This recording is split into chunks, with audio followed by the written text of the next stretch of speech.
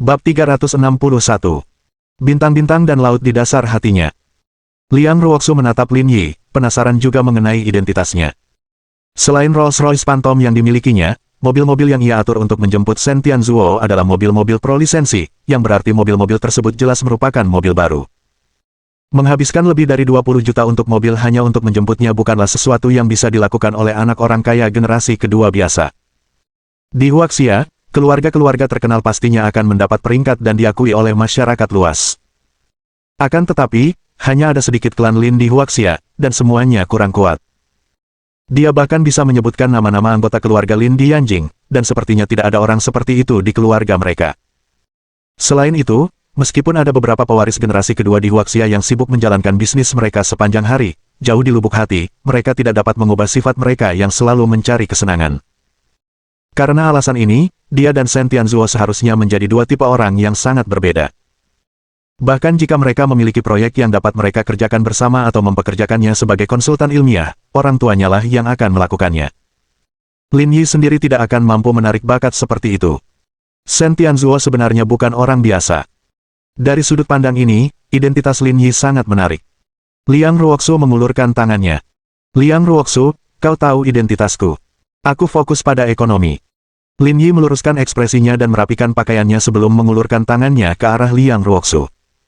Lin Yi, Direktur Institut Penelitian Longxin. Kamu Presiden Institut Penelitian Longxin. Liang Ruoxu terkejut saat mengetahui identitas Lin Yi. Dia tahu tentang Longxin. Lagi pula, itu adalah lembaga penelitian yang kuat di Zonghai. Dia tidak menyangka pemuda ini akan menjadi presiden. Dia menatap Lin Yi dari ujung kepala hingga ujung kaki. Liang Ruoxu membutuhkan waktu untuk menenangkan diri sejenak sebelum dia bisa menerimanya. Lin Yi tersenyum dan mengangguk. Karena kami baru-baru ini berencana untuk mengembangkan mesin fotolitografi secara diam-diam, kami membawa Direktur Shen kembali. Anda akan mengembangkan mesin fotolitografi. Liang Ruoxu mempelajari filsafat, tetapi dia telah bekerja di bidang politik selama bertahun-tahun dan mengetahui banyak tentang lemahnya fondasi ilmiah Huaxia. Mesin fotolitografi adalah teknologi tercanggih di dunia, dan bukanlah tugas mudah untuk mengembangkannya. Meskipun Shen Tianzuo telah kembali, Liang Ruoxu masih merasa ini hanyalah fantasi. Benar sekali, aku sudah lama memikirkan ini. Sekarang Direktur Shen sudah kembali, akhirnya kita bisa memasukkannya ke dalam agenda. Lin Yi tidak pernah memberitahu siapapun tentang mesin fotolitografi karena itu adalah proyek rahasia. Namun, identitas Liang Ruoxu terlalu istimewa. Jika dia tahu tentang ini, dia seharusnya bisa memberikan kebijakan dan bantuan di beberapa bidang. Ini sangat penting. Di bawah sistem modern, ada banyak kerugian jika seseorang tidak memiliki cukup koneksi. Identitas Liang Ruoxu merupakan perlindungan yang penting. Shen Tianzuo tidak pandai dalam hal duniawi, jadi Lin Yi harus menangani semua hal ini sendiri. Kamu benar-benar mengejutkanku. Aku tidak menyangka kamu ingin membuat mesin fotolitografi, kata Liang Ruoxu. Menurut saya, mesin fotolitografi adalah proyek besar. Apa Anda tidak takut usaha Anda akan sia-sia? Tentu saja aku takut, Lin Yi tersenyum. Direktur Shen pernah menanyakan hal yang sama kepada saya sebelumnya, tetapi beliau tetap mengatakan bahwa seseorang harus melakukannya. Seperti kata peneliti Longxin kami, saya ingin rakyat Huaxian percaya bahwa negara kami tidak lebih buruk dari negara lain. Sejujurnya, saya bosan mendengar tentang negara-negara besar yang memiliki industri berat. Sekarang, saya merasa negara-negara besar yang memiliki teknologi besar sangat menyenangkan, jadi saya memutuskan untuk mencobanya. Mungkin Direktur Shen dan saya akan runtuh di suatu tempat di sepanjang jalan ini dan bangkrut. Tidak ada yang tahu, tetapi saya yakin semua yang telah kami lakukan tidak akan sia-sia. Saya yakin lebih banyak junior muda akan terus di jalan ini. Liang Ruoxu terkejut. Sepasang mata indahnya yang seperti bunga persik bersinar terang. Pada saat ini, dia seperti melihat dua jiwa pada laki-laki di depannya. Yang satu tertidur di siang hari, dan yang satu lagi terjaga di malam hari. Itu benar-benar mengagumkan. Liang Ruoxu mengulurkan tangannya lagi. Terima kasih telah mengubah pandanganku tentang generasi kedua orang kaya baru, dan telah membuatku percaya pada hati dan perasaanmu terhadap negara ini. Lin Yi menghela napas lega. Dia sudah terlalu banyak membual, tapi tidak sia-sia. Akhirnya dia berhasil menipu Liang Ruoxu. Kartu truf harus diamankan sekarang. Wali kota Liang, jika Anda berkata begitu, kedengarannya agak dangkal, kata Shen Tianzuo sambil tersenyum. Dia punya identitas lain. Bisakah kau menebaknya? Profesor Shen, Anda mempersulit saya. Identitasnya di Institut Penelitian Longxin sudah cukup mengejutkan saya. Shen Tianzuo tersenyum, sebenarnya, Lin Yi adalah seorang ahli di bidang chip komputer. Karena beberapa alasan khusus, saya tidak bisa mengungkapkannya lebih lanjut, namun, saya bisa menjamin bahwa dia tidak kalah dari saya dalam hal teknologi. Liang Ruoxu tertegun lagi. Dibandingkan dengan kata-kata tebal tadi, identitas Lin Yi membuat Ruoxu merasa tidak percaya dan tidak dapat dipercaya. Seorang ahli di bidang microchip. Seseorang yang tidak termasuk dalam Tianzuo dalam hal teknologi. Liang Ruoxu tidak lagi menganggap Lin Yi sebagai orang yang tidak berguna ketika bahkan Shen Tianzuo yang cakap memberinya evaluasi seperti itu. Namun, dia masih sangat muda. Dia sudah berada di usia yang penuh dengan kebejatan. Tak seorang pun akan berkomentar apapun meskipun dia berkeliaran di klub seharian. Inilah yang seharusnya dilakukan oleh seseorang seusianya dan dengan identitasnya. Namun, ia tidak melakukannya. Sebaliknya, ia mempelajari serangkaian keterampilan teknologi yang luar biasa dan membujuk Shen Tianzuo untuk mengembangkan mesin fotolitografi bersama. Ini bukan sesuatu yang dapat dilakukan oleh orang biasa. Namun, karena tindakannya sebelumnya, jika bukan karena pengingat Shen Tianzuo, dia mungkin tidak akan pernah menduga bahwa pria seperti itu sebenarnya memiliki bintang dan lautan tersembunyi di dalam hatinya. Apakah kamu terkejut? Shen Tianzuo berkata sambil tersenyum, sebenarnya, setelah aku mengetahui kemampuannya, aku juga terkejut. Profesor Shen, akhirnya saya tahu mengapa Anda tiba-tiba memutuskan untuk kembali ke negara ini. Saya pikir itu pasti karena kalian saling menghargai, kata Liang Ruoxu. Tepat sekali. Kalau bukan karena dia, rencanaku untuk kembali ke negara ini mungkin akan tertunda. Liang Ruoxu tersenyum. Sebelumnya, ia masih mencoba menebak mengapa Shen Tianzuo tiba-tiba kembali ke negaranya. Kini kebenaran terungkap. Semua itu gara-gara pria di hadapannya ini. Dalam perjalanan pulang, Liang Ruoxu mempelajari hal lain yang membuatnya tidak tahu apakah harus tertawa atau menangis. Lin Yi telah melamar posisi wakil presiden eksekutif Microsoft untuk menghubungi Shen Tianzuo. Metode orang ini jelas tidak sederhana. Sekitar 40 menit kemudian, konvoi berhenti di Hotel Peninsula. Liang Ruoxu mendongak dan merasa bahwa kondisinya masih dapat diterima. Setelah keluar dari mobil, Liang Ruoxu memandang Lin Yi dan Shen Tianzuo. Tuan Lin, Anda tidak menunjukkan wajah apapun kepada saya di bandara. Sekarang Anda harus membiarkan saya pamer. Saya akan mentraktir Anda makanan ini. Saya khawatir saya tidak bisa melakukan itu, kata Lin Yi dengan canggung. Apa kamu harus ngotot bayar makanan ini? Nggak penting siapa yang traktir siapa, kan? Ini bukan soal siapa yang mentraktir siapa. Yang penting hotel ini milikku, jadi kamu nggak perlu bayar makanan apapun. Bab 362. Keluarga besar Liang. Hotel Peninsula milikmu juga. Aku sudah membelinya sejak lama, jadi kamu tidak akan sempat mentraktirku makan hari ini. Dia tidak pernah kalah seperti ini selama bertahun-tahun. Karena begitulah, aku akan menjadi tamumu hari ini. Dengan senang hati, Lin Yi memimpin Liang Ruoxu, Shen Tianzuo, dan yang lainnya ke Hotel Peninsula. Orang-orang asing dari negara lain memandang sekeliling dengan rasa ingin tahu. Bagi mereka, negeri legendaris ini terasa asing. Mereka harus menjaga sikap. Lagi pula, semua orang di sini tahu kungfu. Pada saat yang sama, Wang Tianlong menghampiri mereka. Presiden Lin, ruang perjamuan dan ruang tamu sudah siap. Oke. Lin Yi memimpin rombongan ke ruang perjamuan. Lu Ying, Sun Fuyu, dan Wang Ran telah menunggu lama. Semua orang berdiri dengan hikmat ketika mereka melihat Lin Yi membawa Shen Tianzuo masuk. Profesor Shen. Semua orang yang hadir, kecuali Wang Ran, adalah seorang ilmuwan. Nama Shen Tianzuo bagaikan bintang yang bersinar di langit bagi mereka. Itu terang dan di luar jangkauan. Mereka berdua gembira sekaligus gugup untuk bertemu dengannya secara langsung hari ini. Baiklah, jangan terlalu formal. Kita akan jadi rekan kerja mulai sekarang, kata Shen Tianzuo sopan. Seperti kata pepatah, sains tak mengenal batas.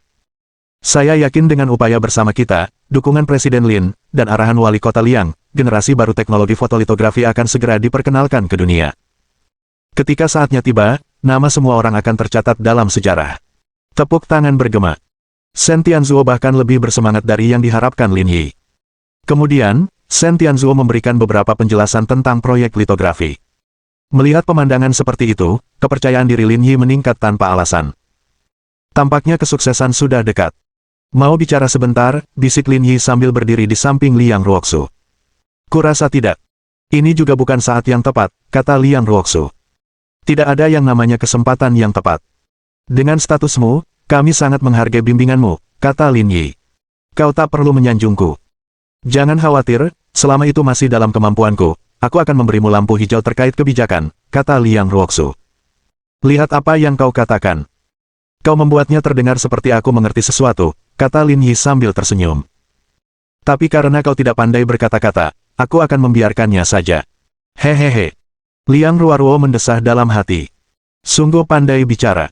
Setelah perkenalan sederhana, pesta penyambutan resmi dimulai. Namun, tak lama kemudian, topik perjamuan beralih ke proyek fotolitograf. Ini tidak sejalan dengan apa yang dibayangkan Lin Yi. Dalam imajinasinya, orang-orang ini seharusnya sedang memegang bir dan membanggakan satu demi satu. Akan tetapi, otak para akademisi ini berbeda dengan otak orang normal.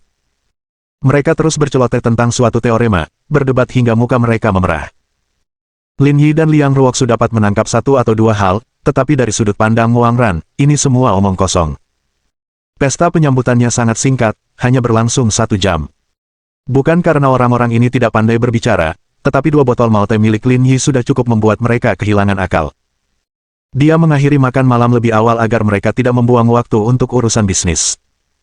Lin Yi kemudian membawa Liang Ruoxu, Shen Tianzuo, dan yang lainnya ke lab baru. Ia secara singkat memperkenalkan fungsi laboratorium dan menandatangani perjanjian kerahasiaan sebelum mengakhiri upacara penyambutan. Mau kemana? Aku antar kamu pulang. Lin Yi bertanya dengan sopan saat mereka berjalan keluar dari institut itu. Kalau kamu kirim aku pakai Rolls-Royce, kamu nggak perlu datang besok buat ngambil dokumen. Kamu bisa datang dan ambil dokumennya malam ini juga, kata Liang Ruoxu sambil tersenyum. Aku akan mengkritikmu karena memiliki hubungan yang tidak pantas dengan pria tampan yang misterius. Aku tidak akan berdebat denganmu kalau itu yang kau pikirkan. Liang Ruoxu terkekeh sambil menutup mulutnya. Kita bicara lagi nanti kalau ada waktu. Sampai jumpa. Liang Ruoxu mengulurkan tangannya dan memanggil taksi sebelum pergi. Sosok Lin Yi perlahan-lahan kabur di kaca spion, dan Liang Ruoxu mengalihkan pandangannya. Namun, dia tidak pergi ke kantor, melainkan kembali ke rumahnya sendiri. Rumah Liang Ruoxu tidak terlalu besar. Luasnya hanya sekitar 70 meter persegi, dan dekorasinya sederhana dan sederhana. Seluruh auranya memancarkan kemurnian dan efisiensi. Ketika sampai di rumah, Liang Ruoxu pergi ke kamar mandi untuk mandi, tetapi di tengah-tengah mandi, dia mendengar teleponnya berdering. Setelah melihatnya, ternyata yang menelepon adalah kakeknya, jadi dia tidak terburu-buru dan tidak keluar sampai selesai mandi. Kakek, kau mencariku. Setelah menjawab telepon, Liang Ruoxu berkata, bagaimana, apakah kamu terbiasa di Zonghai? Cukup bagus, tapi udaranya agak lembab, tidak sebagus di Anjing. Hehe, kota pesisir memang seperti itu. Itu bukan hal yang buruk, kata kakek Liang Ruoxu. Aku lega kamu bisa beradaptasi dengan kehidupan di Zonghai. Tadi, nenekmu menyuruhku memindahkanmu kembali. Iya, bilang ke nenek kalau aku baik-baik saja di sini. Jangan khawatirkan aku. Liang Ruoxu tersenyum dan berkata, aku sudah dewasa. Aku bisa mengurus diriku sendiri. Itulah yang kukatakan, tapi nenekmu tetap saja menceramahiku. Aku benar-benar diperlakukan tidak adil.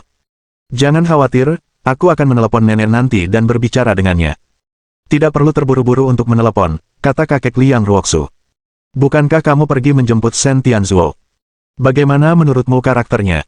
Bisakah kamu menahannya di Zonghai? Meskipun berita kembalinya Shen Tianzuo sangat rahasia dan media tidak mempublikasikannya, masih ada sejumlah kecil orang yang mengetahuinya. Kakek Liang Ruoxu adalah salah satunya. Ini juga menjadi alasan mengapa Liang Ruoxu dapat bergegas ke bandara untuk menjemput Shen Tianzuo pada waktu yang tepat. Karakternya lumayan. Dia juga tinggal di Zonghai. Oh, setelah mendengar nada bicara cucuku tersayang, mengapa aku merasa ada yang tidak beres? Kakek, sebenarnya, kita semua salah, kata Liang Ruoxu dengan menyesal. Kembalinya Shen Tianzuo kali ini bukan karena kemajuan penelitian ilmiah Tiongkok. Ia diundang kembali oleh seseorang dan sudah mulai bekerja di Zonghai. Benarkah? Di negeri ini, saya kenal hampir semua orang yang memenuhi syarat untuk berbicara dengan Shen Tianzuo, tetapi mereka tidak berhasil membujuk Shen Tianzuo untuk kembali. Siapa di Zonghai yang punya kemampuan ini? Liang Ruoxu menopang kepalanya dengan satu tangan, dan senyum tipis muncul di sudut mulutnya. Bagaimana ia menjelaskannya? Identitas orang ini memang agak rumit. Yo, cucu perempuanku yang berharga ini bisa memberikan penilaian seperti itu, orang ini pasti bukan orang biasa, kan? Dia jelas tidak sederhana, kata Liang Ruoxu. Identitasnya di permukaan tampak seperti generasi kedua yang kaya raya dan tak terkendali, berusia sekitar 25 atau 26 tahun. Namun, sebenarnya, dia adalah direktur sebuah lembaga penelitian di Zonghai. Bab 363. Sehebat apapun dia tetap milikku. Dia jadi presiden di usia 25 atau 26. Kakek Liang Ruoxu jelas tidak percaya. Dia pasti mendapatkan identitas ini dengan uang dan menggunakannya untuk membangun reputasinya. Awalnya saya juga berpikir begitu, tetapi Shen Tianzuo mengatakan bahwa dia ahli di bidang chip, dan keahliannya sama bagusnya. Lagi pula, kepulangannya kali ini juga karena rasa saling menghargai. Kalau tidak, dia tidak akan kembali saat ini. Dia juga seorang ahli teknologi.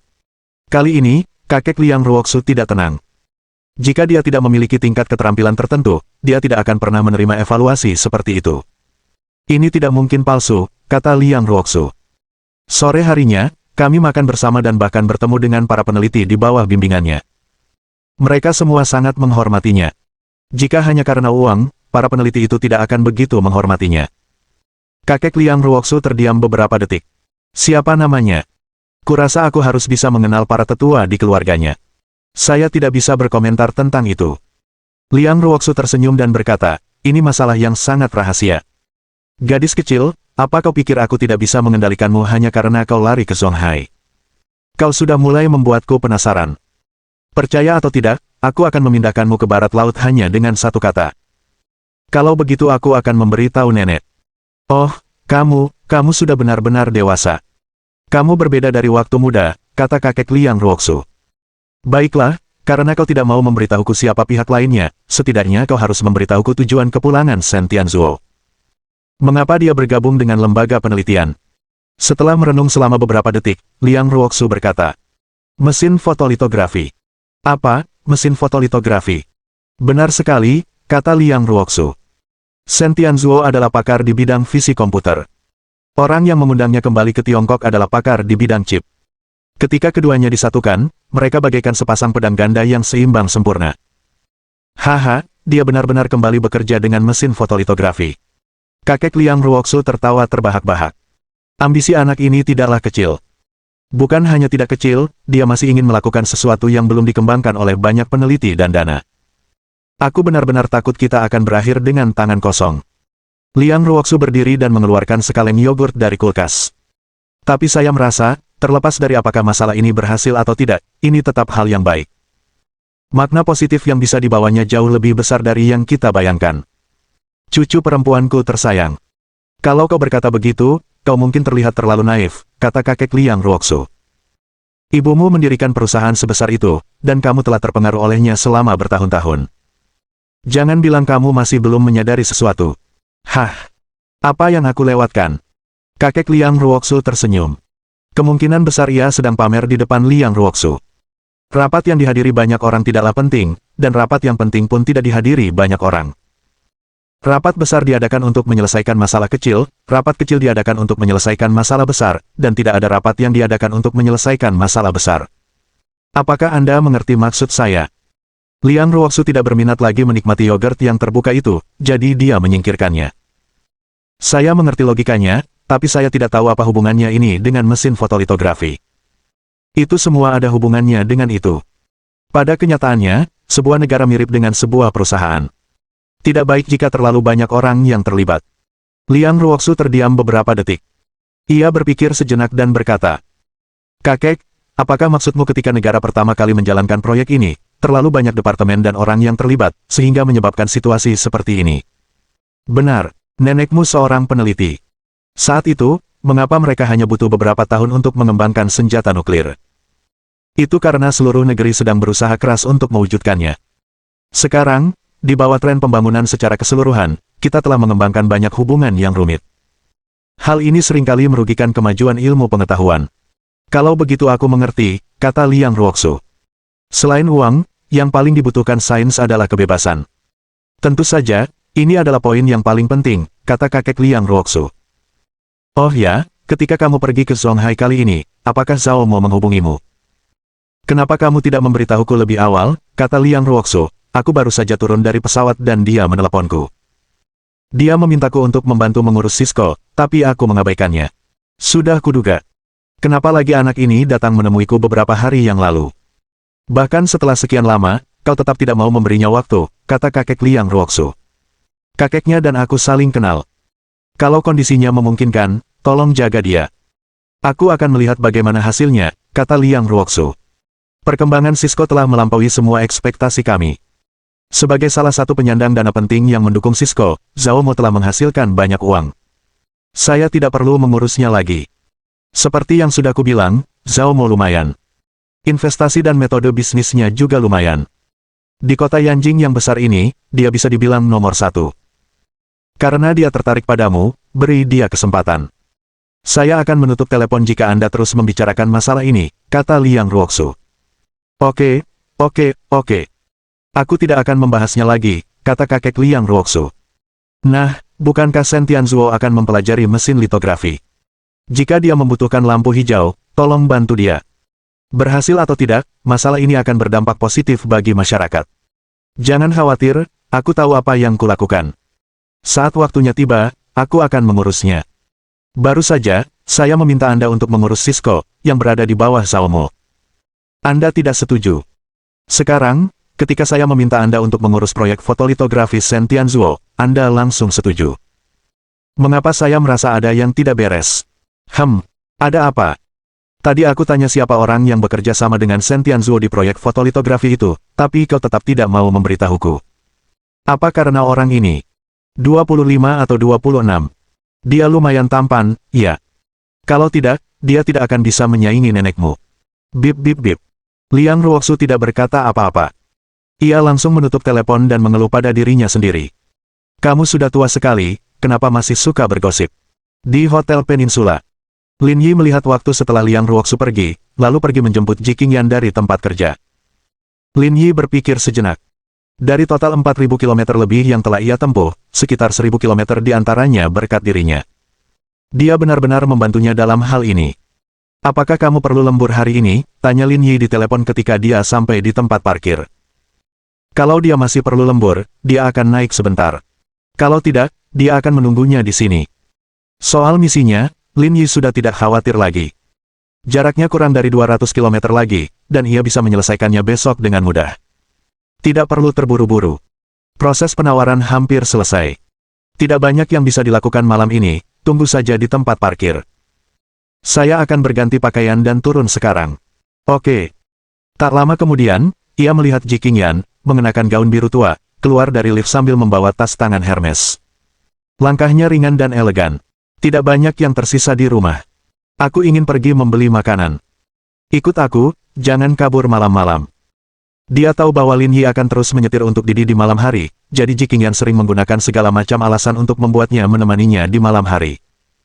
Di sisi lain, lebih mudah untuk tetap di sisinya daripada pergi keluar dan berkendara untuk Didi. Tidak masalah. Setelah memastikan tujuan mereka, Lin Yi melaju ke Wanda Plaza di dekatnya. Dering. Telepon Lin Yi berdering tidak lama setelah mobilnya pergi. Itu dari gadis itu, Kong Jing. Sebelum Lin Yi bisa mengatakan apapun, Kong Jing mulai mengoceh. Yi bro, surat penerimaanku baru saja sampai, 698 poin, Departemen Medis Fudan, aku akan mendaftar besok. Kamu mau daftar besok, secepat itu? Kamu orang yang sibuk. Tentu saja kamu pikir waktu berlalu dengan cepat, kata Kong Jing. Hari-hari yang kuhabiskan menunggu surat itu sungguh menyiksa. Penyiksaan itu baik. Setidaknya itu berarti kamu tidak mengecewakan orang tuamu. Hehe. Aku pasti akan membalasnya di masa depan. Apakah kamu ada di kios? Ya, aku di sini membantu orang tuaku. Oke, tunggu aku di sana. Aku belum makan. Baiklah, aku akan mentraktirmu hari ini. Kamu hanya seorang gadis kecil. Lin Yi mengakhiri panggilannya setelah mengatakan itu sambil tersenyum. Siapa itu? Anak Paman Kong, kata Lin Yi. Ayahnya memasak nasi goreng telur kesukaanmu di gang. Dia mendapat nilai 698 tahun ini dan diterima di Departemen Medis Fudan. Aku ingin pergi makan malam sambil memberi selamat padanya. Kenapa dia kuliah di Fudan dengan nilai setinggi itu? Seharusnya dia kuliah di Universitas Yan. Sayang sekali. Kamu sangat protektif terhadap alma matermu. Kamu sudah lulus, dan kamu masih memikirkan universitasmu. Sudah kuduga, kata Ji Qingyan bangga. Universitas Yanku bukan universitas biasa. Apakah kamu mencoba mengatakan bahwa sekolah itu bagus karena telah menghasilkan siswa seperti kamu? Saya tidak serendah hati itu, tetapi jika Anda yang mengatakannya, saya tidak akan menyangkal apapun. Hehehe. Lin Yi tertawa dingin. Jadi apa? Saya lulusan Universitas Sains dan Teknologi Zonghai. Bab 364. Kecantikan dan eki hidup berdampingan. Maksudmu, kau merayuku. Omonganmu sungguh buruk. Ji Qingyan meludah, tetapi dia hanya mengatakan bahwa Lin Yi salah bicara. Dia tidak mengatakan apa-apa lagi. Sampai batas tertentu, hal itu tampak seperti kesepakatan diam-diam.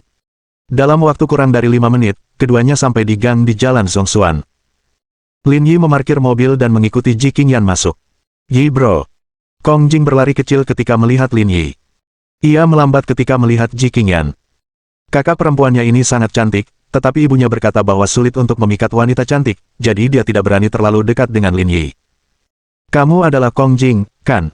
Ji Yanyan menyapa. Aku. Kong Jing bertanya dengan gugup, apakah kamu pacar saudara Yi? Dia tidak cukup baik, jadi aku belum mau jadi pacarnya, kata Ji Qingyan bangga. Setelah itu, Ji Qingyan menatap orang tua Kong Jing dan menyapa mereka. Paman Kong, Bibi Liu. Hai. Keduanya menjawab dengan gugup. Mereka tidak menyangka Lin Yi akan membawa pacarnya ke sini. Gadis itu sangat cantik, membuatnya sangat cocok untuk Little Yi. Dia jauh lebih baik daripada dua wanita yang datang terakhir kali. Nona, Anda mau makan apa, biar Paman Kong yang membuatnya.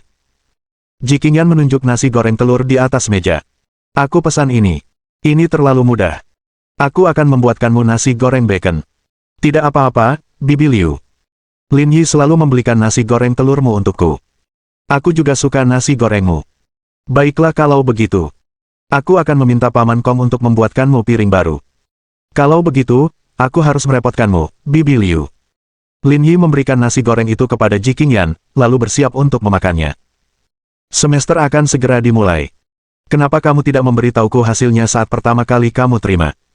Bukankah aku sudah memberitahumu sebelumnya, untuk memberitahuku kapan hasilnya keluar? Kong Jing terkekeh dan berkata dengan malu, itu terutama karena hasil ujian masuk perguruan tinggi jauh lebih tinggi dari yang kuharapkan. Aku lupa memberi kabar karena saking senangnya. Aku baru ingat hari ini. Kamu masih berani mengatakan itu. Lin Yi tertawa. Hei, aku tahu kamu tidak akan marah. Apakah semuanya sudah siap untuk kamu pergi ke universitas? Ya. Ibuku sudah mengemas semuanya untukku. Dia mengemas 2 set selimut dan pakaian lainnya. Rasanya seperti pindah ke tempat baru. Jangan mengeluh. Kamu masih kuliah di kota yang sama. Kalau kamu pindah ke kota lain, kamu harus bawa barang lebih banyak, kata Lin Yi. Lin Yi masih ingat ketika dia datang ke Zonghai untuk belajar, Ibu Wang telah menyiapkan 4 tas berisi barang-barang untuknya. Kalau saja salah satu teman baiknya tidak datang ke Zonghai dan mengantarnya di sepanjang jalan, dia tidak akan tahu bagaimana dia bisa membawa begitu banyak barang. Kuliah di sini jauh lebih nyaman. Kamu bisa ambil apa saja yang kamu butuhkan saat pulang. Itu masuk akal. Kapan kamu lapor besok? Aku akan jemput kamu di sana. Kamu akan membawa banyak barang, jadi kamu tidak akan bisa membawanya. Tidak perlu, kata Kong Jing. Kita sudah membicarakannya. Kita naik taksi besok, jadi tidak akan merepotkanmu. Apa susahnya? Aku cuma orang yang malas, kata Lin Yi sambil tersenyum. Aku sudah makan nasi goreng telur keluargamu begitu banyak. Kau harus memberiku kesempatan untuk membalas budimu. Hehehe, kalau begitu, aku harus berterima kasih padamu, saudara Yi. Apa yang kau bicarakan, nak? Kakakmu Yi itu orang yang hebat. Jangan buang-buang waktu kakakmu Yi untuk ini, kata ayah Kong Jing sambil menyerahkan nasi goreng telur yang baru disiapkan kepada Lin Yi. Kong Jing menjulurkan lidahnya setelah dimarahi, tidak berani berbicara. Paman Kong, ini masalah kecil. Tidak perlu dibesar-besarkan. Sudah sepantasnya kita saling membantu, kata Lin Yi. Kalau begitu sudah beres. Aku jemput kamu besok dan kita bisa berangkat sekolah bareng. Melihat Lin Yi bersikeras tentang hal ini, orang tua Kong Jing tidak menolak. Kalau begitu, kami harus berterima kasih padamu. Terima kasih kembali. Sementara itu, Ji Qingyan terengah-engah dan berusaha keras menghabiskan sepiring nasi goreng telur. Ia masih punya lebih dari setengah porsi nasi goreng. Aku tidak mau makan lagi. Kamu boleh ambil. Sebanyak itu. Banyak sekali, kata Ji Qingyan. Paman Kong terlalu banyak memasak. Aku benar-benar tidak bisa makan lagi. Itu juga bagus. Ini saat yang tepat untukmu mulai menurunkan berat badan. Apa yang kau bicarakan? Ji Qingyan cemberut. Beberapa menit kemudian, Lin Yi menghabiskan sisa nasi goreng telurnya. Ia berdiri dan berkata kepada Kong Jing. Ayo pergi. Kakak Yi akan mengajakmu jalan-jalan. Kita mau kemana? Mata Kong Jing dipenuhi dengan antisipasi. Jangan tanya, ikuti saja aku. Lin Yi tersenyum. Apa kau takut aku akan memperdagangkanmu? Hehehe, aku tidak takut. Lin Yi tersenyum sambil berdiri. Paman Kong, Bibi Liu, aku akan mengajaknya jalan-jalan. Kalian tidak perlu menunggunya, aku akan mengantarnya pulang malam ini. Baiklah kalau begitu, kata Bibi Liu. Ikuti adikmu, Lil Yi, dan bersikaplah baik, jangan ganggu dia. Mereka bertiga berkemas dan pergi. Ji Qingyan dan Kong Jing segera akrab dan berjalan bergandengan tangan, meninggalkan Lin Yi di samping. Setelah itu, Lin Yi mengantar mereka bertiga ke Wanda Plaza. Saudara Yi, apakah kita akan keluar dari sini? Ya, ayo jalan-jalan. Oh, baiklah. Kong Jing mengikuti Ji Qingyan dari dekat. Tempat-tempat seperti Wanda Plaza belum pernah ia dengar sebelumnya, dan ia belum pernah ke sana sebelumnya. Dekorasi yang mewah dan indah di dalamnya, serta angka-angka yang mengejutkan pada label harganya, mengejutkannya. Pakaian di sini terlalu mahal. Ayahnya bahkan tidak mampu membeli satu potong pun setelah seharian berjualan nasi goreng telur. Mereka bertiga berjalan-jalan dan tiba di zona digital. Ayo, Jing Jing, minum ini. Ji Qingyan bosan dan membeli 2 frappuccino tanpa Lin Yi. Ini Starbucks, tanya Kong Jing. Aku pernah lihat teman sekelasku minum di sini. Harganya lebih dari 40 yuan per gelas. Ji Qingyan menyadari kepekaan Kong Jing dan tersenyum. Kakak punya 2 kartu kredit yang memberimu 1 minuman gratis setiap bulan. Dengan promosi ini, kita masing-masing bisa beli Starbucks. Kakakmu Yi tidak akan dapat 1. Jadi kamu bahkan bisa beli Starbucks dengan 1 yuan. Kong Jing senang mendengar harganya. Aku juga ingin punya kartu kredit nanti. Dengan begini, harganya akan jauh lebih murah. Tentu saja, akan sia-sia jika kita tidak memanfaatkan promosi ini. Hehe, kamu benar. Lin Yi menghela napas saat melihat keduanya mengobrol dan tertawa. Ji Qingyan tidak hanya tampan, tetapi ek-nya juga bagus. Kamu sudah kuliah, jadi Bro Yi akan memberimu ponsel dan komputer untuk digunakan. Ini barang-barang yang akan kamu butuhkan di kuliah. Ah, kamu mau beliin aku ponsel dan komputer. Barang-barang ini terlalu mahal, aku tidak bisa menerimanya. Kong Jing berbalik dan hendak pergi. Kalau aku mengambil hadiahmu, orang tuaku akan memukuliku sampai mati. Itu cuma ponsel dan komputer. Semahal apa sih harganya? Cepat pilih satu, kata Lin Yi dengan wajah datar. Kalau tidak, aku akan membelikanmu produk Apple. Tidak, saudara Yi, saya tidak terbiasa dengan sistem Apple. Kong Jing melihat sekeliling dan menunjuk ke konter Lenovo. Menurutku Lenovo K5 cukup bagus. Lenovo K5. Lin Yi dan Ji Qingyan saling memandang. Mereka agak asing dengan model ini. Pak, Lenovo K5 adalah ponsel yang berfokus pada penawaran harga terbaik. Harganya 439, sangat cocok untuk mahasiswa zaman sekarang, kata pramuniaga itu dengan antusias. Melihat Lin Yi, Ji Qingyan menggelengkan kepalanya pelan. Meskipun dia tidak tahu banyak tentang produk digital, dia tahu bahwa harga tersebut berarti kinerja tidak bagus. Dia tidak ingin membeli barang murah seperti itu untuk Kong Jing. Kalau begitu, mari kita lihat-lihat saja. Setelah menerima sinyal dari Ji Qingyan, Lin Yi menolak pramuniaga itu dan bersiap untuk melihat merek lain. Dia juga merasa bahwa ponsel seharga 400 yuan memang agak murah. Pramuniaga itu juga bisa melihat bahwa pria ini menolaknya karena isyarat Ji Qingyan. Ada sedikit rasa dendam di hatinya. Saya melihat iklan beberapa hari yang lalu. Di sana tertulis bahwa Huawei P40 Pro Plus cukup bagus, kata Ji Qingyan santai. Dan notebook Huawei juga sepertinya cukup bagus. Kamu bisa mempertimbangkannya. Anda ingin membeli P40 Pro Plus dan laptop. Pramuniaga itu menyilangkan tangannya di depan dada dan berkata, orang-orang yang perlu memanfaatkan promosi kartu kredit mereka untuk membeli Starbucks sebenarnya ingin menghabiskan lebih dari 8.000 untuk ponsel dan komputer. Di mana logikanya? Bab 365. Kartu keanggotaan senilai 2 juta yuan. Ji Qingyan berbalik dan menatap langsung ke arah pramuniaga itu. Aura kuatnya langsung menekannya, dan dia bahkan tidak berani menatap Ji Qingyan setelah itu.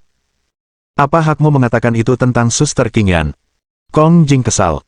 Dia satu-satunya anak di pasar yang begitu bersemangat. Saya cuma bilang yang sebenarnya. Kamu lagi minum Starbucks promosi sambil mikirin mau ngabisin lebih dari 8.000 buat beli perangkat. Ini cuma bercanda, kan? Kita sedang berhemat. Entah itu kakak Yi atau kakak Qingyan, mereka berdua lebih kaya darimu. Mereka hanya tidak mau membuang-buang uang. Baiklah, tenanglah. Jangan berdebat lagi. Tidak ada gunanya, kata Ji Qingyan. Ayo kita pergi ke tempat lain saja. Apa haknya dia mengkritikmu? Aku harus mengoreksinya. Ayo pergi. Tidak perlu. Ji Qingyan memegang lengan Kong Jing dan berkata. Dari sudut pandangnya, tidak sopan bagi seorang gadis untuk berteriak di depan umum. Mengerti, Suster Qingyan. Melihat mereka bertiga pergi, pramuniaga itu kembali percaya diri. Cek, apa yang kau coba lakukan? Aku ingin tahu apakah kau sanggup membelinya. Kau benar-benar pandai menyombongkan diri. Mei kecil, kenapa kamu masih ngobrol dengan mereka? Nggak perlu marah-marah begitu, kata rekan penjual wanita itu. Kalau aku tidak takut ketahuan manajer, aku pasti akan terus membentak mereka. Aku sudah melihat banyak sekali orang di pusat perbelanjaan sebesar ini, tapi mereka masih saja berpura-pura di depanku. Menjijikkan. Itulah kenapa ini tidak perlu. Kalau manajer melihatmu, kamu pasti akan dipecat. Pekerjaan lebih penting. Aku takut. Kalau tidak, apa kau pikir aku akan membiarkan mereka pergi? Mulutku tidak bisa diremehkan. Sementara itu, Lin Yi dan dua orang lainnya pergi ke toko Huawei di sebelahnya. Staf toko telah mendengar argumen mereka sebelumnya dan tidak tahu bagaimana cara menyapa mereka. Mereka tidak yakin apakah mereka bertiga mampu membeli P40 Pro Plus. Itu adalah ponsel terbaru Huawei, dan tidak ada diskon sama sekali. Harganya 8.888, yang tentu saja bukan harga yang terjangkau untuk keluarga pada umumnya. Tuan dan Nyonya, apakah Anda punya produk yang Anda sukai? Saya bisa menunjukkannya kepada Anda. Lin Yi melihat sekeliling. P40 Pro Plus dan MacBook X Pro berkualitas tinggi. Berapa harganya? P40 Pro Plus dan MacBook X Pro berkualitas tinggi. Pramuniaga Huawei wanita itu tercengang. Harga P40 Pro Plus adalah 8.888, sementara MacBook X Pro berkualitas tinggi seharga 19.999. Tidak ada diskon untuk kedua produk tersebut, jadi totalnya menjadi 28.887. Ini hampir 30.000 yuan. Ada apa? Kamu tidak punya? Tanya Lin Yi. Ya, saya mau, kata pramuniaga Huawei itu. Harga totalnya 28.887 yuan. Pramuniaga Lenovo terkejut. Apakah mereka benar-benar akan membelinya? Itu tidak mungkin. Saya ingin bertanya sesuatu, tanya Lin Yi. Ada sistem keanggotaan di Times Square. Apakah ada di Wanda Plaza? Ya, tetapi sistem keanggotaan di Wanda Plaza kami berbeda dengan yang ada di Times Square, kata pramuniaga Huawei tersebut. Times Square adalah tempat di mana Anda bisa menjadi anggota kelas yang sesuai setelah menghabiskan jumlah tertentu. Wanda Plaza kami mewajibkan anggota untuk mempertahankan nilai tertentu di kartu mereka. Terus terang, ini adalah pradeposit, kata Lin Yi. Ya, begitu deposit mencapai 200.000 yuan, Anda bisa menjadi anggota biasa. Bagaimana kalau menjadi anggota berlian? Anda perlu menyetor 2 juta yuan, kata pramuniaga Huawei itu. Jika Anda menjadi anggota Wanda Plaza kami, Anda dapat menikmati banyak layanan tambahan, tetapi Anda harus berkonsultasi dengan manajer mal kami terlebih dahulu. Bisakah Anda membantu saya menghubungi manajer Wanda Plaza? Para karyawan Huawei tercengang. Bukankah dia ingin membeli komputer dan ponsel? Mengapa dia membutuhkan manajer sekarang? Apakah dia benar-benar ingin menjadi anggota berlian? Bukankah ini sebuah lelucon? Baiklah, tolong tunggu sebentar.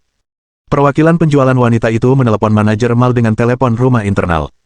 5 menit kemudian, seorang wanita parubaya bergegas masuk dari lift. Ada lencana yang tergantung di lehernya. Namanya Sun Sue, dan dia adalah manajernya. Nona Sun, pria ini ingin bertanya tentang keanggotaan berlian. Wajah Sun Sue berseri-seri mendengar kata-kata pramuniaga itu. Tuan, apa pertanyaan Anda mengenai keanggotaan berlian? Ji Qingyan dan Kong Jing juga penasaran. Mereka tidak tahu mengapa Lin Yi bertanya tentang keanggotaan berlian. Jika saya menyetor 2 juta di sini dan menjadi anggota berlian Anda, apakah saya akan mendapatkan hak istimewa apapun?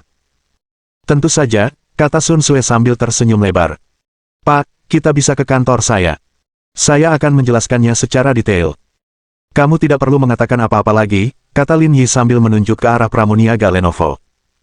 Jika saya menjadi anggota berlian, apakah saya berhak menyarankan Anda untuk memecatnya? Semua orang tercengang ketika mendengar itu. Demi memecat seseorang, dia rela menghabiskan 2 juta yuan untuk menjadi anggota berlian. Bukankah itu terlalu keras kepala? Manajer Sun, jangan dengarkan omong kosongnya, kata pramuniaga itu dengan bersemangat. Orang-orang ini cuma sanggup beli 2 gelas Starbucks dengan promosi kartu kredit mereka. Bagaimana mungkin mereka bisa jadi anggota berlian? Jangan dengarkan kebohongannya. Lin Yi mengeluarkan kartu banknya. Kata sandinya 000000. Kalau aku punya hak untuk meminta ini, kamu bisa mendapatkan kartunya sekarang. Kalau tidak, lupakan saja. Melihat kartu bank Lin Yi, Sun Sue dengan cepat berkata. Sesuai prinsip bahwa pelanggan adalah Tuhan, jika Anda ingin mendapatkan keanggotaan berlian, Anda pasti memiliki hak itu. Kalau begitu pergilah. Baiklah, baiklah, aku akan pergi sekarang. Sun Sue sangat gembira. Ia begitu bahagia hingga tak bisa menutup mulutnya. Ada aturan yang jelas di mall tersebut bahwa jika seorang pelanggan dapat mengajukan keanggotaan, mereka akan mendapatkan komisi 1%. Keanggotaan berliannya seharga 2 juta. Jika berhasil, dia akan langsung mendapatkan komisi 20.000 yuan. Berdasarkan perbedaan aturan kedua mall tersebut, sistem keanggotaan Wanda Plaza memberi lebih banyak kekuasaan kepada pelanggan. Wanda Plaza mensyaratkan deposit di muka sementara Times Square mensyaratkan pengeluaran minimum. Ada perbedaan besar antara keduanya. Lupakan Lin Yi yang ingin memecat 1 orang, ia bahkan bisa memecat 10 orang. Mana mungkin, kamu benar-benar mau dapat anggota berlian. Itu 2 juta. Kamu mau menghabiskannya begitu saja, kata staf penjualan Lenovo lainnya dengan heran. Aku bahkan tidak takut, apa yang kalian takutkan, kata pramuniaga yang bernama Mei kecil. Manajer Sun mengambil kartunya. Apa kamu tidak gugup? Kurasa dia cuma pura-pura. Aku nggak percaya orang kaya raya mau pakai promosi kartu kredit buat beli Starbucks. Tunggu saja. 10 menit kemudian, Sun Sue menyerahkan kartu cerah kepada Lin Yi. Halo, Pak. Kartunya sudah siap. Mulai sekarang, Anda akan menjadi anggota berlian Wanda Plaza. Sun Sue berkata sambil menyerahkan kartu itu kepada Lin Yi. Kerumunan orang tercengang ketika mereka melihat Lin Yi benar-benar mendapat kartu senilai 2 juta yuan. Mereka tercengang. Untuk memberi pelajaran kepada pramuniaga itu, dia membayar kartu senilai 2 juta yuan. Gila sekali. Lin Yi mengangguk dengan tenang. Bisakah kita menghadapinya sekarang? Bab 366. Pikirkan cara untuk menyingkirkannya. Mohon tunggu sebentar, saya akan segera mengurusnya. Saya akan memastikan untuk memberikan jawaban yang memuaskan. Oke. Lin Yi mengangguk. Kalau begitu, lanjutkan. Sun Sue meluruskan ekspresinya dan berjalan mendekati pramuniaga Lenovo. Liu Mei, berkemaslah. Jangan datang kerja besok. Liu Mei tercengang. Setelah bekerja di mall selama bertahun-tahun, dia belum pernah melihat pelanggan kecuali para pembeli massal dari kota lapis kedua dan ketiga yang menyetor 2 juta yuan di muka. Sayangnya baginya, dia melihatnya hari ini. Manajer Sun, dengarkan aku. Ini salah paham. Beri aku kesempatan untuk menjelaskan. Sun Sue melambaikan tangannya dengan tidak sabar. Tidak ada yang perlu dijelaskan. Berkemaslah. Kamu tidak perlu datang besok. Jika dia tidak memecat Liu Mei, dia tidak akan bisa mendapatkan komisi 20.000 yuan. Sebagai perbandingan, jauh lebih praktis untuk memecatnya. Aku akan berkemas sekarang. Lin Yi mengabaikan Liu Mei dan menoleh ke karyawan wanita Huawei. Kemasi ponsel dan komputernya. Oke. Lin Yi menggunakan kartu keanggotaannya untuk membayar dengan sebagian uang sebesar 2 juta yuan yang disimpannya, dan pergi setelah membeli barang-barang tersebut. Lin Yi menyadari manfaat lain dari kartu tersebut adalah adanya diskon 5%. Meskipun tidak sehebat di Times Square, tetap saja menguntungkan karena ia akan membayar harga yang lebih rendah. Setelah membeli telepon, Lin Yi membawa Ji Qingyan dan Kong Jing ke atas. Wanita pada hakikat adalah hewan yang mencintai keindahan. Bahkan Kong Jing yang baru saja lulus SMA pun tidak terkecuali. Deretan pakaian wanita modis yang mempesona membuatnya merasa kewalahan. Dia merasa dia bisa membeli apa saja, tetapi dia tidak mampu membeli apapun. Lin Yi tiba-tiba menyadari bahwa faktor keluarga dapat memiliki efek yang besar pada seorang anak. Wang Lu dan Kong Jing keduanya adalah siswa sekolah menengah atas. Namun, kepribadian mereka sungguh berbeda. Mereka bahkan tampak seperti orang dari dua dunia yang berbeda, meskipun kenyataannya mereka seusia. Baiklah, aku akan membawa Jingjing berkeliling di sini. Kamu cari tempat untuk beristirahat. Mengetahui bahwa Lin Yi tidak suka berbelanja, Ji Qingyan tidak menyeretnya. Kedengarannya bagus. Kalian berdua cari tempat nongkrong. Aku nggak mau ikut. Baiklah, aku akan meneleponmu nanti. Ji Qingyan pergi bersama Kong Jing. Lin Yi bosan, jadi dia mencari sudut kosong dan mulai bermain game dengan Sugar. Mereka bermain selama sekitar 2 jam sebelum dia melihat Ji Qingyan dan Kong Jing berjalan kembali dengan lebih dari 10 tas di tangan. Kamu membeli begitu banyak barang sekaligus. Sekolah Jingjing mulai besok. Aku membelikannya lagi agar dia bisa memakainya nanti, kata Ji Qingyan sambil tersenyum. Itu benar. Kalau ibuku tahu aku meminta begitu banyak hal padamu, dia akan memarahiku saat aku pulang. Dengan kakak Yimu di sini, apa yang perlu ditakutkan? Tanya Ji Qingyan dengan licik. Lagi pula, kamu akan kuliah besok. Mereka tidak bisa mengendalikanmu meskipun mereka mau. Jangan takut. Tapi aku masih malu, kata Kong Jing lirih. Saya menghabiskan puluhan ribu yuan untuk barang-barang ini. Hampir sama dengan pengeluaran tahunan keluarga kami. Bagi Kong Jing, 2 jam yang baru saja berlalu telah mengubah pemahamannya tentang konsumsi. Ia juga menyadari bahwa mode bukan sekadar urusan kasual. Tanpa dukungan uang, seseorang tidak akan pernah bisa mengklaim dirinya modis. Bagimu, ini adalah awal yang baru. Tentu saja, kamu harus menunjukkan semangat baru, kata Ji Qingyan sambil menatap Kong Jing. Kita harus selalu menjaga kepercayaan diri dan tidak merasa rendah diri. Kalau tidak, bahkan jika kita diterima di universitas seperti Fudan, kita tidak akan pernah mencapai apapun. Mengerti, Suster Qingyan? Benar sekali, kata Ji Qingyan sambil tersenyum. Lihatlah kakak Yimu.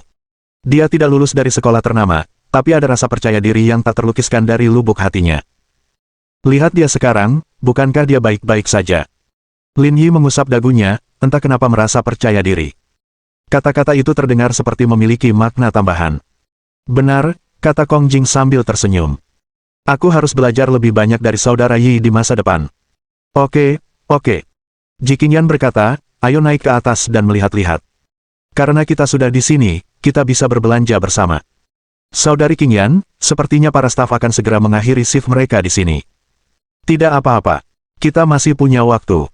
Kita sudah membeli semua yang kita butuhkan. Kita lihat-lihat saja nanti. Kalau ada yang cocok, kita beli. Kalau tidak, kita pulang saja. Mereka segera tiba di lantai 4 Wanda Plaza. Kong Jing menyadari bahwa ini adalah tempat di mana barang-barang mewah dijual, dan harganya benar-benar memusingkan. Ayo, kita lihat Van Cleef dan Arpels, kata Ji Qingyan bersemangat. Baru-baru ini aku melihat aksesori baru mereka. Kelihatannya bagus sekali. Lin Yi tahu bahwa Ji Qingyan ingin membelinya sendiri, dan itulah sebabnya dia menyeretnya dan Kong Jing ke sini. Ah, wanita. Manajer toko perempuan itu sedikit mengernyit ketika melihat mereka bertiga masuk. Ia agak ragu untuk menyapa mereka. Tokonya mau tutup. Kenapa masih ada orang di sini? Ada peraturan di mall. Jika seseorang datang untuk membeli sesuatu sebelum toko tutup, mereka harus menunggu pelanggan selesai berbelanja sebelum toko tutup. Jika tidak, mereka akan dihukum. Berdasarkan pengalaman mereka sebelumnya, pelanggan yang datang ke sini harus menjelajah sekitar dan butuh waktu paling sedikit setengah jam sebelum mereka mengonfirmasi pembelian mereka. Dan ini dianggap cepat. Misalnya, di toko Hermes, pelanggan terakhir telah tiba setengah jam yang lalu, dan mereka masih belum selesai memilih. Pada akhirnya, ada kemungkinan mereka tidak akan membeli apapun, jadi semua kerja keras mereka akan sia-sia. Kakak, istirahatlah dulu, aku akan pergi menyapa mereka. Asisten toko wanita yang berbicara itu tinggi dan ramping. Ia tampak sangat muda. Ketika dia berbicara, sepasang lesung pipit muncul di wajahnya, membuatnya tampak sedikit menawan dan imut. Namanya Jiang Nan. Nanan, tokonya akan tutup 10 menit lagi. Pikirkan cara agar mereka pergi secepat mungkin. Jangan biarkan mereka menunda kepergian kita. Itu tidak terlalu bagus. Bagaimanapun juga, mereka tetap pelanggan. Kamu pekerja paruh waktu, jadi kamu tidak keberatan. Tapi kami sudah bekerja di sini selama bertahun-tahun dan kami benci melihat pelanggan seperti itu, jadi cepatlah dan singkirkan mereka. Oh, aku akan mencobanya. Jiang Nan berjalan mendekati Lin Yi dan yang lainnya sambil tersenyum. Tuan, Nyonya, kami akan segera tutup. Kurasa kau belum tutup, kata Lin Yi. Masih ada 10 menit lagi. Saya khawatir Anda tidak akan bisa memilih apapun tepat waktu. Tidak apa-apa, waktunya sudah cukup. Jiang Nan berbalik dan menatap adiknya tanpa daya, seolah berkata bahwa dia telah melakukan yang terbaik. Jiang Yue menggelengkan kepalanya. Gadis kecil ini tidak cukup baik. Jika dia tahu lebih awal, dia pasti sudah pergi ke sana sendiri. Dia pasti bisa menyelesaikan pekerjaannya. Sekarang, sudah terlambat untuk mengatakan semua ini. Ji Qingyan melihat sekeliling dan melihat liontin berlian rumput 4 daun yang disukainya dipajang dengan bangga di toko. Halo, saya ingin bertanya, apakah ada diskon untuk liontin ini? Tanya Ji Qingyan. Ini barang baru yang keluar tahun ini. Tidak ada penawaran khusus untuk saat ini. Jiang Yue menggelengkan kepalanya. Kalung itu seharga 840.000 yuan. Kalung itu bukan barang yang bisa dibeli sembarangan. Jadi, para pelanggan ini tidak perlu terus-menerus melihat-lihat dan menghalanginya pergi. Ji Qingyan mengangguk. Aku mau 2. Bantu aku mengemasnya. Bab 367. Sekolah atau kuburan? 2. Jiang Nan berhenti sejenak. Kau yakin? 1 kalung harganya 840.000 yuan, dan 2 kalung harganya 1,68 juta yuan. Itu hanya beberapa menit. Mereka membelinya begitu saja. Dia bahkan belum mencobanya. Ya, bantu aku mengemasnya saja, kata Ji Qingyan sopan. Baiklah, aku akan membelikanmu 2 yang baru. Jiang Nan pergi mengambil kalung yang diincar Ji Qingyan, dan Lin Yi menghampirinya untuk membayarnya. Melihat kartu keanggotaan berlian yang berkilauan, para karyawan wanita Van Cleef dan Arbor tidak dapat menahan diri lagi. Ini adalah kartu keanggotaan yang hanya dapat diperoleh dengan menyetorkan uang deposit sebesar 2 juta yuan. Dia benar-benar punya satu di tangannya. Ini terlalu murah hati. Setelah membayar, mereka bertiga meninggalkan toko Van Cleef dan Arbor, dan para karyawan keluar untuk mengantar mereka. Mereka bertiga naik ke dalam lift, semua pramuniaga merasa berhalusinasi. 1,68 juta. Itu dihabiskan dalam waktu kurang dari 5 menit. Seberapa kayanya mereka? Kakak, kamu pasti salah. Jiang Nan tersenyum dan berkata, lain kali kamu bertemu pelanggan seperti itu, kamu harus memperlakukan mereka dengan baik. Kalau tidak, kamu bisa kehilangan pekerjaanmu. Jangan bilang begitu. Aku ketakutan setengah mati tadi. Jiang Yue menepuk dadanya dan berkata, untungnya, aku tidak membuat mereka sedih tadi. Kalau tidak, aku pasti sudah melewatkan kesepakatan bisnis ini. Hehe, urusan bisnis ini aku yang urus. Apa aku dapat komisi? Ya, kurasa komisinya cukup untuk mengganti ponselmu. Jiang Yue tersenyum dan berkata, jangan berdiri di sini. Ayo kemasi barang-barangmu, lalu kembali. Pulang dan tidur lebih awal. Kamu masih harus kuliah besok. Mengerti, kata Jiang Nan sambil berjalan. Kak, aku merasa pekerjaan paruh waktu selama liburan ini sangat informatif. Meskipun kondisi keluarga kita tidak buruk, dibandingkan dengan orang-orang kaya, kita jauh berbeda. Baguslah kau menyadari hal ini, kata Jiang Yue, tapi kau sendiri tidak seburuk itu. Kau diterima di sekolah ternama. Kau pasti akan lebih sukses daripada aku di masa depan. Itu sudah pasti. Kamu benar-benar sombong. Kembali ke mobil, Ji Qingyan mengeluarkan kalung itu. Ayo, diam. Coba saja. Kurasa itu akan terlihat bagus untukmu. Kong Jing terkejut. Kalung itu untukku. Tentu saja. Kalau tidak, untuk apa aku beli 2? Ji Qingyan tersenyum dan berkata, cepat dan coba. Kak Qingyan, kalung ini harganya lebih dari 800.000 yuan. Sekalipun kita menjual semua harta keluarga kita, harganya tidak akan sebanyak itu. Kamu akan segera kuliah. Ini hadiah dari kakakmu. Anak perempuan seharusnya memperlakukan diri mereka sendiri dengan lebih baik. Tapi harganya terlalu mahal. Aku tidak berani mengambilnya. Apa yang perlu ditakutkan? Tanya Lin Yi. Kalau kamu tidak memikirkan dirimu sendiri, bagaimana Paman Kong dan Bibi Liu bisa mengandalkanmu di masa depan? Untuk waktu yang lama, Lin Yi setuju dengan ungkapan, dibutuhkan satu desa untuk membesarkan seorang anak. Kondisi keluarga gadis kecil itu tidak terlalu baik, dan terlalu banyak godaan di universitas. Oleh karena itu, mungkin ada baiknya baginya untuk mengenal hal-hal tertentu terlebih dahulu. Oke. Terima kasih, Saudari Qingyan. Terima kasih, Saudara Yi. Itu benar. Setelah berbelanja, Lin Yi mengantar Kong Jing kembali. Kedua wanita itu duduk di kursi belakang, mendiskusikan mode dan kosmetik. Lin Yi tidak berminat untuk mendengarkan, jadi dia terus mengemudi tanpa suara. Setelah mengirim Kong Jing kembali, Lin Yi membawa Ji Qingyan ke pavilion Jiushu karena kebiasaan. Ji Qingyan tidak mengatakan apa-apa, dia bahkan merasa tempat ini lebih seperti rumahnya daripada Villa Yunsui. Keesokan harinya, Ji Qingyan kembali memasak sarapan. Kalau tidak salah, tawaran yang kamu incar mulai besok, kan? Tanya Lin Yi sambil makan. Ji Qingyan mengangguk, sumpitnya mengetuk-ngetuk dasar mangkuk sambil menopang dagunya dengan tangan. Saya akan memberikan yang terbaik besok jam 1 siang, tapi saya tidak terlalu yakin kita akan berhasil. Anda tidak perlu mencoba meramal masa depan, cukup lakukan yang terbaik. Oke. Ji Qingyan mengambil sebuah bola kecil. Coba ini, enak sekali. Setelah sarapan sederhana, Lin Yi mengantar Ji Qingyan ke kantor, lalu berkendara ke rumah Kong Jing. Ketika Lin Yi tiba, ia mendapati keluarganya yang beranggotakan 3 orang sedang menunggunya dengan sejumlah makanan yang telah disiapkan. Yi kecil, kita sudah lama saling kenal. Kenapa kamu begitu sopan? Ini kan ponsel dan komputer. Kami semua malu dengan hadiahmu, kata Bibi Liu. Biayanya tidak mahal. Jangan khawatir. Lin Yi kemudian membawa barang bawaan Kong Jing ke dalam mobil, bersiap untuk mengantar mereka bertiga ke sekolah. Ini adalah pertama kalinya mereka menaiki Rolls-Royce, dan orang tua Kong Jing sangat gugup. Tubuh mereka kaku dan tidak nyaman, takut mobil Lin Yi rusak. Lin Yi mengemudikan mobil menuju pintu masuk universitas. Di luar, kerumunan orang ramai berlalu lalang sambil membawa tas besar dan kecil. Ada juga cukup banyak siswa yang antusias, terdiri dari para senior yang membimbing siswa baru, dan para junior yang datang untuk melaporkan diri di hari pertama sekolah. Kerumunan ramai dan lalu lintas padat. Berbagai macam orang dari berbagai kalangan berkumpul di sini. Namun, ada beberapa siswi yang sudah menyeka air matanya bahkan sebelum memasuki gerbang sekolah. Tak perlu dikatakan lagi, mereka pastinya adalah anak-anak yang meninggalkan rumah untuk pertama kalinya. Kalau orang tidak tahu situasi ini, mereka akan mengira kalau gadis-gadis ini datang ke sini untuk berziarah ke makam leluhur mereka. Lihat mobil putih itu. Mercedes-Benz G-Class, kan? Keren banget, seru seorang cowok berambut cepak. Mobil ini sepertinya terjual lebih dari 2 juta yuan. Saya sudah menunggu di sini sepanjang pagi, dan ini adalah mobil termahal yang pernah saya lihat. Para junior tahun ini sangat bagus. Mereka semua orang kaya. Melihat mobil Mercedes-Benz G-Class putih melaju, semua orang di gerbang sekolah menjaga jarak dengan hormat.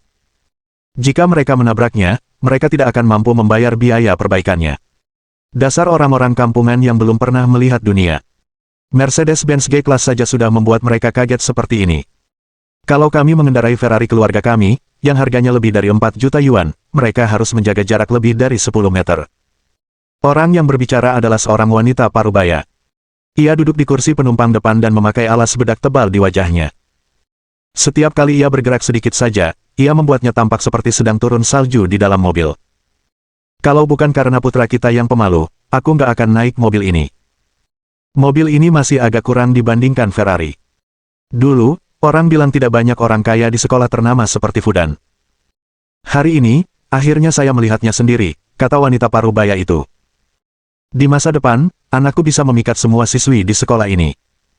Bu, karena ibu sudah bilang begitu, aku tidak akan membantahnya. Bajingan, kau tahu aku benar. Tapi percayalah, main saja dengan gadis-gadis itu. Jangan terlalu serius dengan mereka. Mereka tidak cukup baik untukmu. Mengerti, Bu? Bip bip bip.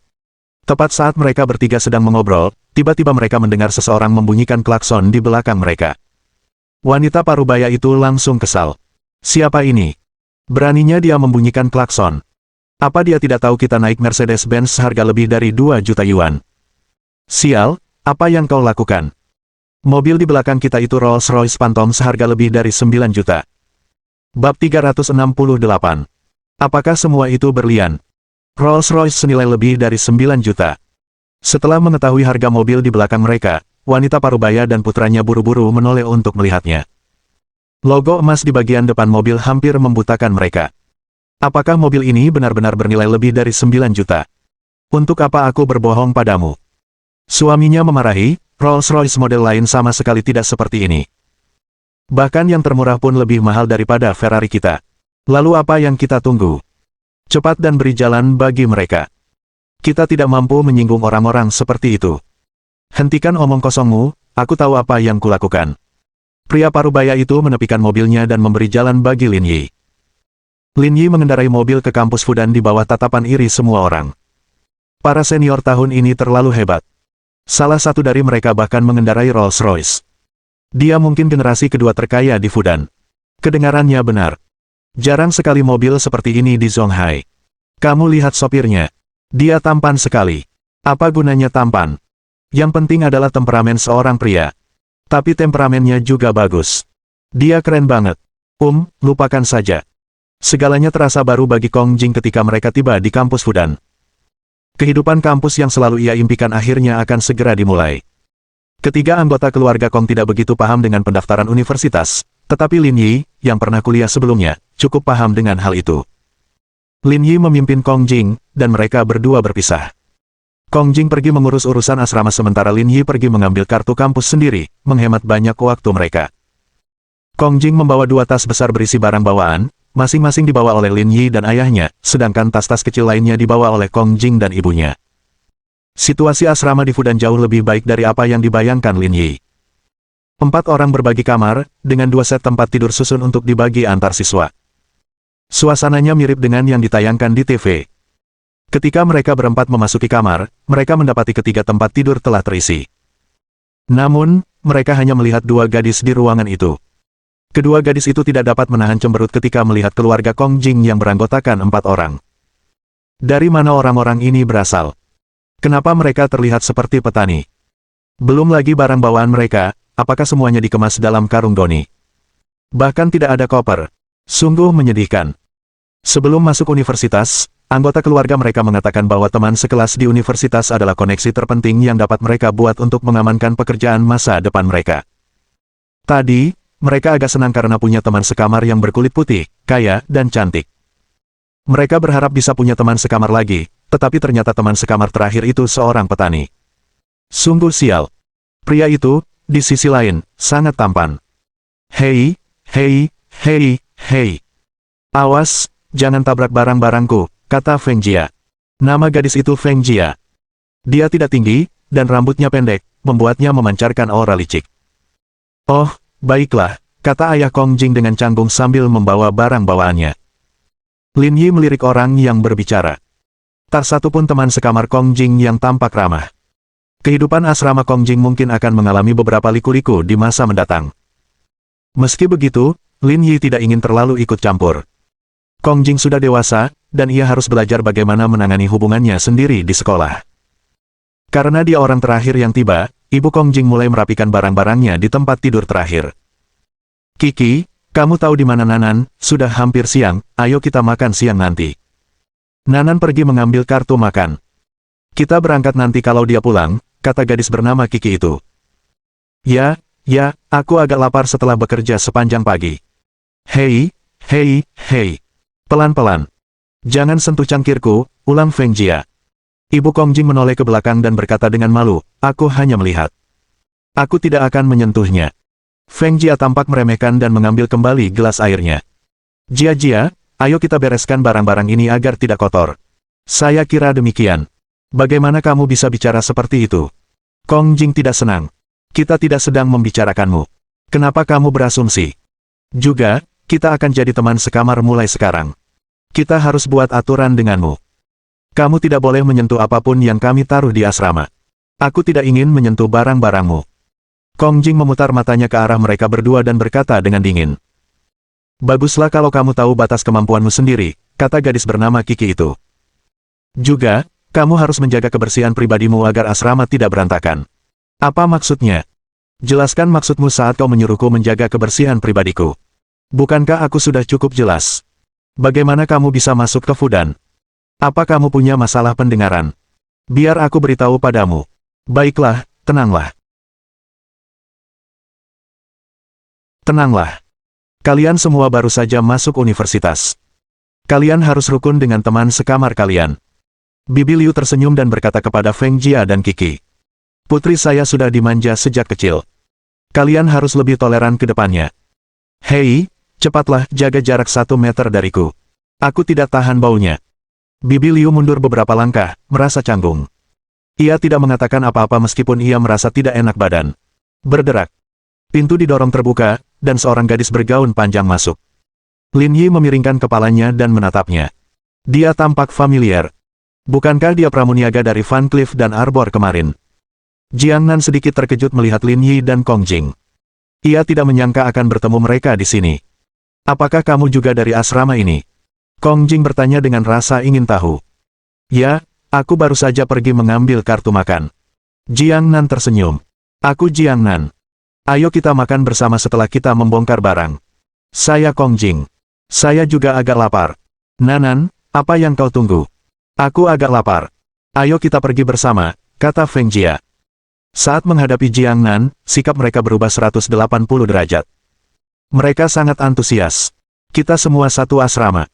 Tentu saja, kita harus pergi bersama. Kita tunggu sebentar, kata Jiang Nan. Lihat dia.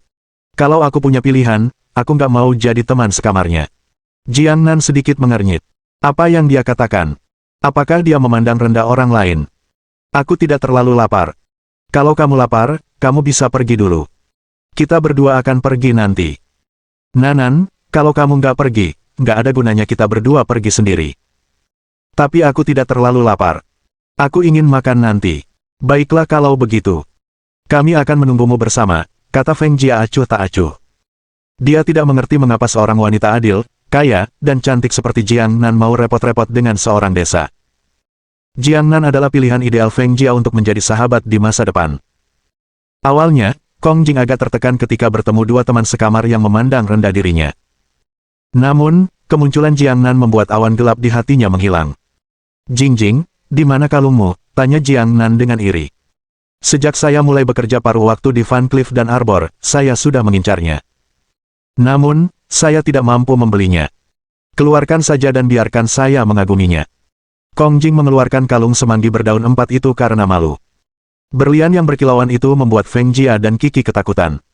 Apakah semua berlian itu ada di sana? Bab 369. Apakah aku masih punya kesempatan? Ya, ada berlian di sana, kata Jiang Nan. Tidak mungkin itu palsu, kan, kata Feng Jia dengan nada sinis. Nanan, bukankah kamu bilang kamu bosan selama liburan musim panas dan pergi bekerja di Van Cleef dan Arpels? Kamu seharusnya bisa tahu keasliannya hanya dengan melihatnya. Aku menjual kalung ini kepada mereka. Bagaimana mungkin itu palsu? Ah, kau menjualnya pada mereka. Benar sekali, kata Jiang Nan, kakak Jingjing membelinya dan memberikannya kepada Jingjing dan kakak iparnya. Tidak mungkin. Berliannya banyak sekali. Pasti harganya puluhan ribu. Jantung Feng Jia dan Kiki berdebar kencang. Mereka tidak menyangka dia begitu kaya. Tepatnya, 840.000 yuan per kalung. Mendesis. Ketika mereka mengetahui harga kalung itu, keduanya tercengang. Rumah mereka sendiri berada di kota-kota kecil tingkat 4. Gaji tahunan orang tua mereka kurang dari 100.000 yuan. Namun, pihak lain telah menghabiskan 840.000 yuan untuk sebuah kalung, dan mereka bahkan membeli 2 buah. Saudara laki-laki Kong Jing terlalu kaya. Meski begitu, mengapa pakaian orang tuanya begitu compang camping? Dalam waktu sekitar setengah jam, Bibi Liu selesai merapikan rumah. Paman, Bibi, ayo kita makan bersama. Aku dengar dari kakak kelas kalau kantin sekolah lumayan enak. Ayo kita coba. Tidak, kami tidak akan pergi. Kami masih ada pekerjaan di sore hari, jadi kami tidak akan ikut denganmu, kata Bibi Liu. Mereka juga tahu bahwa ada kesenjangan generasi antara mereka dan anak-anak mereka, jadi tidaklah pantas untuk makan bersama mereka. Maka, mereka pun berkemas dan pergi bersama-sama. Namun, kelompok itu sudah terbagi menjadi 2 kubu. Kong Jing dan Jiang Nan berjalan bersama, sementara Feng Jia dan Kiki mengikuti di belakang. Mereka tampak tidak cocok. Nanan, di mana kamu mengisi ulang kartu makanmu? Aku perlu mengisinya nanti. Tidak perlu diisi ulang. Aku sudah mengisinya untukmu saat kamu pergi ke asrama. Cukup untuk 4 tahun kuliahmu, kata Lin Yi. Ah, cukup untuk 4 tahun kuliahku. Aku beri 100.000 yuan. Sekalipun kamu babi, itu cukup untuk membuatmu makan sampai kenyang. Ah, kamu memasukkan 100.000 yuan sekaligus. Seberapa kayanya Anda hingga bisa menambah 100.000 yuan sekaligus? Feng Jia dan Kiki sama-sama tercengang. Dia membeli kalung senilai lebih dari 800.000 yuan dan mengisi kartu makannya senilai 100.000 yuan begitu saja. Kondisinya bahkan lebih baik daripada Jiang Nan. Beraninya mereka mengejeknya. Apakah mereka tidak punya rasa malu? Pergi makan malam dengan teman sekamarmu. Kami pulang dulu. Lin Yi menatap Kong Jing dan berkata, hubungi aku jika kamu mengalami kesulitan di masa mendatang. Mengerti, kakak Yi. Lin Yi menepuk kepala Kong Jing dengan penuh kasih sayang dan menekan kunci mobil Bentley-nya untuk membuka kunci mobil sebelum pergi bersama orang tua Kong Jing. Adegan ini mengejutkan Jiang Nan dan 2 orang lainnya sekali lagi. Jing, mobil kakakmu Bentley. Ya, kakak Yi bilang kita bisa memindahkan banyak barang dengan mobil ini, jadi itulah sebabnya dia mengendarainya ke sini. Jiang Nan memegang lengan Kong Jing dan menggodanya, Jing, apa kau butuh kakak ipar? Bagaimana menurutmu tentangku? Haha. Aku tidak keberatan, itu semua tergantung apakah kamu bisa menghadapi adik iparku yang lain, hehe. Lin Yi mengirim orang tua Kong Jing kembali setelah meninggalkan Fudan dan terus mengemudi untuk Didi. Dia membuka halaman sistem dan melihat progres misi, ternyata 4.871 per 5.000. Masih ada 129 km lagi. Dia bisa menyelesaikan misi dengan mudah sebelum Ji Qingyan pulang kerja. Dia baru berhenti pukul 3 sore. Lin Yi menghabiskan seluruh waktunya melayani pesanan Didi, kecuali saat istirahat makan siang. Ia telah menerima total 7 pesanan, menempuh jarak total 127 km. Ia hanya perlu menempuh 2 km lagi untuk menyelesaikan misi tersebut. Anda memiliki perintah baru, dari alun-alun rakyat di Zonghai ke kota Qingshan. Lin Yi menerima pesanan itu tanpa berpikir panjang dan melaju menuju alun-alun rakyat yang berjarak 100 meter. Lin Yi melihat sekelilingnya saat tiba di tempat tujuan. Dia melihat seorang pria setengah baya mengenakan topi di pinggir jalan, tampak sangat misterius. Apakah ini Tuan Ma dengan nomor ekor 1455? Ini aku. Suara pria itu rendah saat dia membuka pintu dan masuk ke dalam mobil. Lumayan, anak muda. Kamu pakai mobil bagus banget buat nyetir Didi. Tidak apa-apa, kata Lin Yi sopan. Bisa duduk di mobil sebagus itu, saya bisa mati tanpa penyesalan. Itu berlebihan sekali. Itu kan cuma mobil, dan Didi punya bisnis mobil mewah, jadi kamu bisa duduk di dalamnya kapanpun kamu mau.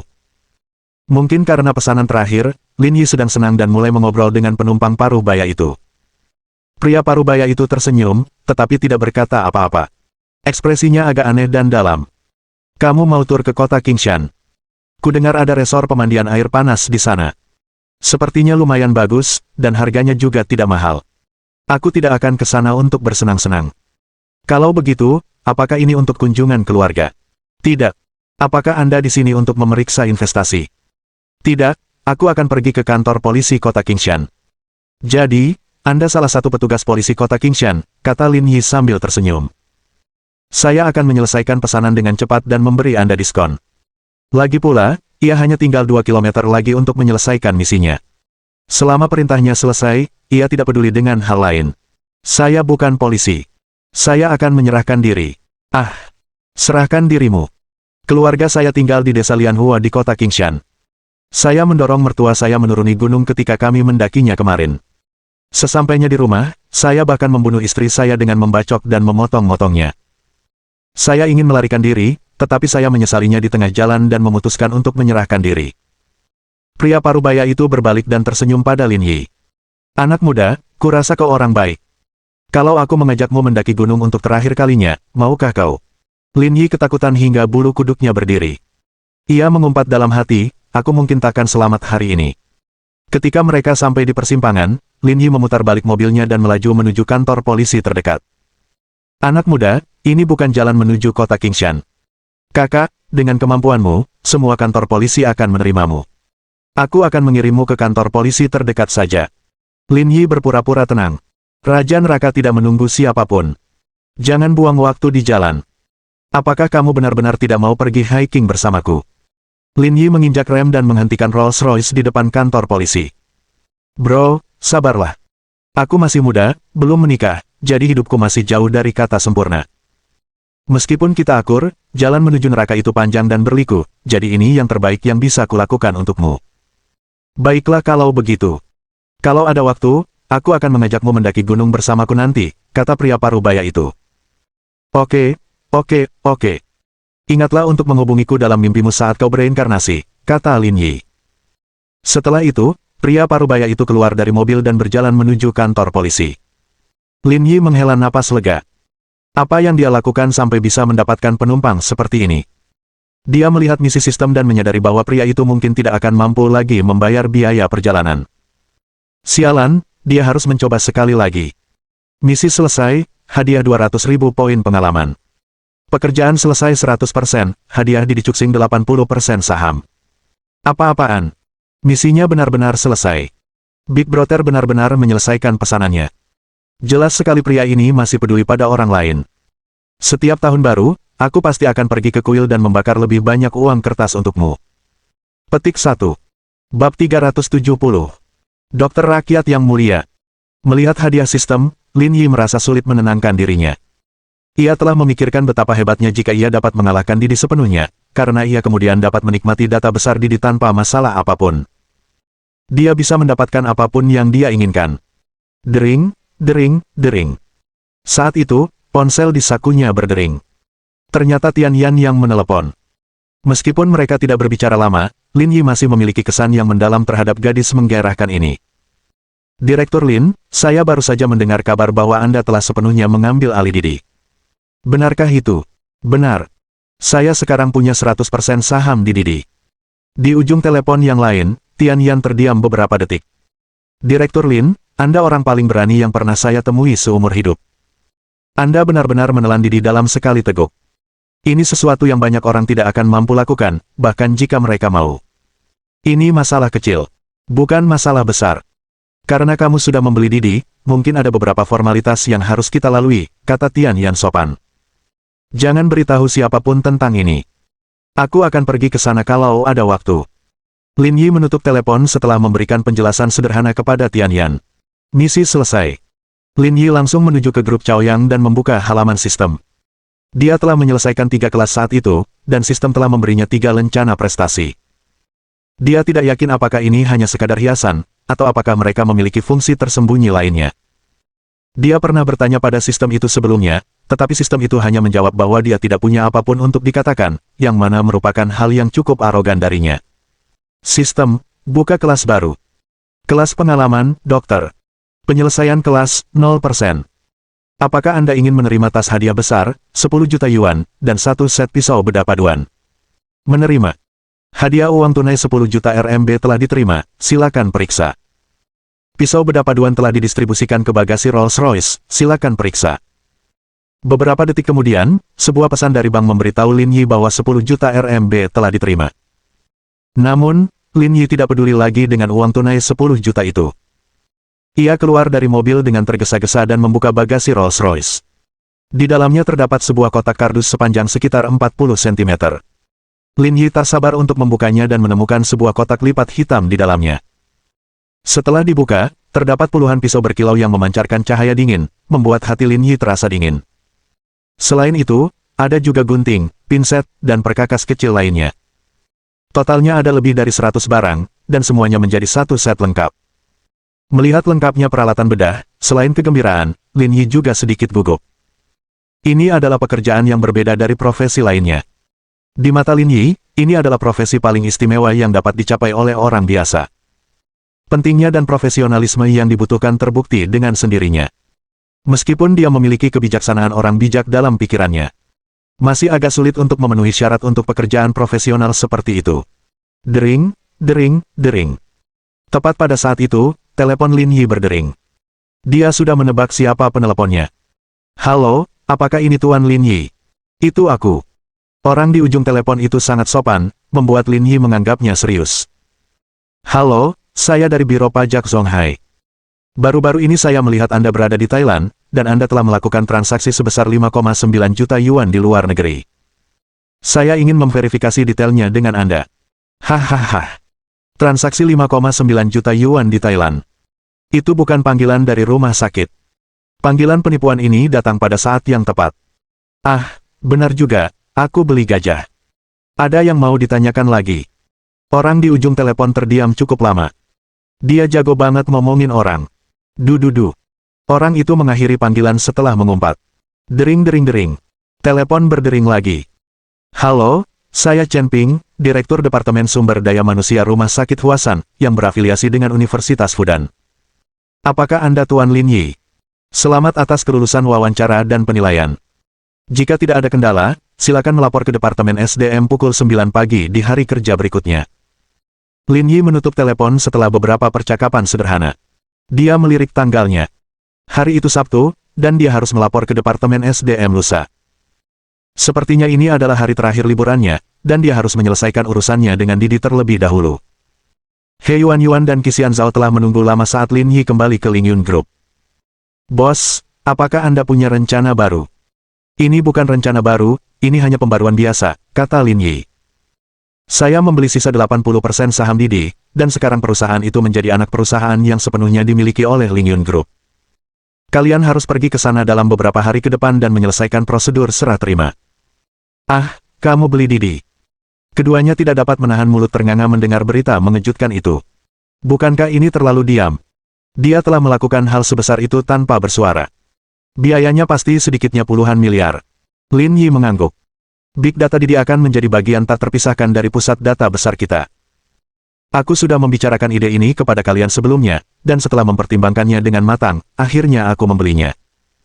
Bos, saya tidak keberatan Anda membeli Didi, tapi saya tidak tahu apa-apa tentang akuisisi sebesar itu. Perilaku Anda membuat saya, sang CFO, merasa tidak ada. Lin Yi tertawa dingin. Apa kamu kesal karena tidak bisa menyombongkan diri lagi nanti? Ya, itu Didi. Kalau aku yang dapat, aku pasti punya semua kartu untuk dinegosiasikan kalau aku ganti kerja nanti. Kalau begitu, menurutku lebih baik memotong 4 juta dari gaji tahunanmu. Vampir, gaji tahunanku hanya 5 juta, oke. Salah, sudah dikurangi menjadi 4,12 juta. Sebaiknya kau jaga dirimu. Kalau kau membuat kesalahan lagi di masa depan, kau harus mulai membayarku. Sial, aku kerja buat kamu, tapi malah rugi. Dasar kapitalis jahat. Baiklah, aku tidak datang ke sini untuk apapun. Aku hanya ingin memberitahu kalian bahwa aku akan pergi ke Yangcheng ketika aku punya waktu untuk menyelesaikan akuisisi ini. Kedua, demi kenyamanan, saya ingin memindahkan kantor pusat Didi ke Songhai. Apakah kalian punya pendapat tentang ini? Tidak apa-apa, akan lebih mudah untuk mengelolanya di masa depan, kata Qixian Zhao. Baiklah, cukup sekian untuk saat ini. Kalian berdua bisa kembali memegang kepala dan beristirahat. Lin Yi meninggalkan gedung setelah menyelesaikan urusannya. Dia berencana membawa Ji Qingyan kembali ke kota yang keesokan harinya, tetapi dia masih memiliki pekerjaan yang harus dilakukan, jadi dia tidak punya pilihan selain melupakannya. Malam itu, Lin Yi menjemput Ji Qingyan. Keesokan harinya adalah hari penawaran, dan Ji Qingyan harus membuat persiapan akhir sebelum kembali ke villa. Aku dengar dari Yuan kalau kamu membeli Didi, kata Ji Qingyan saat mereka duduk di sofa setelah makan malam. Aku tahu kau membawa He Yuan ke sini untuk menjadi agen rahasia. Setiap kali grup Ling Yun pindah, kau pasti akan mendengarnya. Mohon dukungan dari omom ante-ante sekalian, buat subscribe atau sharekan novel Mimin ke Facebook kalian, agar channel Mimin bisa terus berkembang. Dengan begitu, Mimin bisa lebih semangat untuk up novel seru lain ke depannya. Buat teman-teman yang sudah subscribe dan sharekan novel Mimin, Mimin ucapkan terima kasih sebanyak-banyaknya.